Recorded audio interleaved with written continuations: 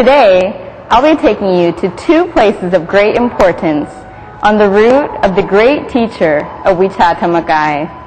Right here, I'm at Wat Bot Bon Bang Khu Vieng in the province of Nonthaburi, Thailand. Evidence has shown that 500 years after the passing away of the Lord Buddha, the Vichā Thammakāya of the Holy One disappeared from this world.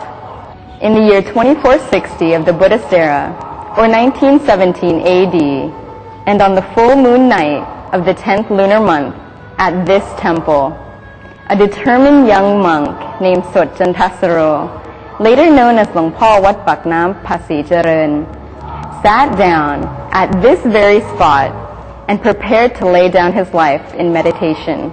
In front of this Buddha shrine, he made a solemn vow, begging for the Lord Buddha to bestow to him the knowledge known by the Holy One, if that knowledge was going to be of benefit to Buddhism. Late that very night, he succeeded in his attainment of Vichā Thammakāya. Vichā Thammakāya brings happiness to all through the knowing of the truth of life, which goes beyond all beliefs and nationalities. People who sincerely practice Vichā Thammakāya will feel the unsurpassable feeling of happiness through the stillness of the mind. Practitioners have expressed their gratitude to Lung Paw Wat Pak Nam by casting his image in pure gold, which will be enshrined in 4 different places, this temple included, on the route of the great teacher of Vichā Thammakāya. But that will be shown in a later program.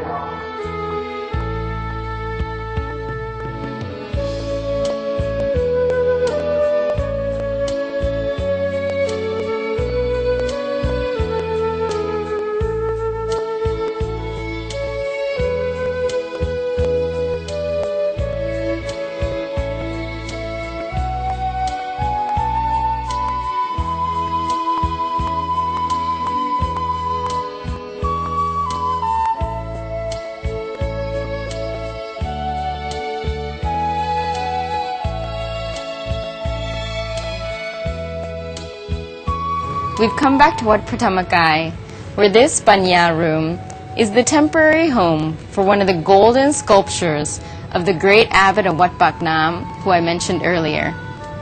This statue is cast in solid gold, weighs 1 ton, and is 1.5 times larger than the actual size of the late abbot. The temple community decided to commemorate his great life of selflessness, sacrifice, and wisdom in a manner befitting his contribution to humankind by using pure gold. Each day, hundreds of lay people come here to pay homage to Lung Paw Wat Pak Nam and sit in meditation in this serene room inspired by his grace.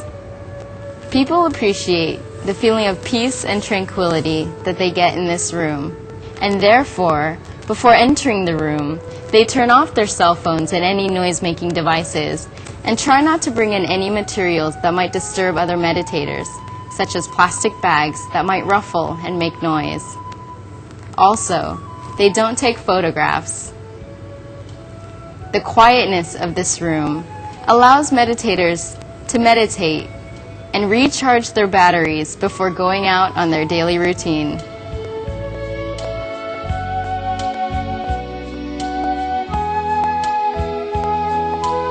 The last spot on today's tour of the temple is the Memorial Hall of Lung Paw Wat Pak Nam Pasi Jaran Sot Jantasaro, the rediscoverer of Vichā Thammakāya. This structure behind me, currently under construction, will be the final place where the 1-ton golden statue of the great abbot of Wat Pak Nam will be enshrined permanently. This building is also designated a museum that will display everything about the Thammakāya meditation tradition. The hall will soon be open to the public.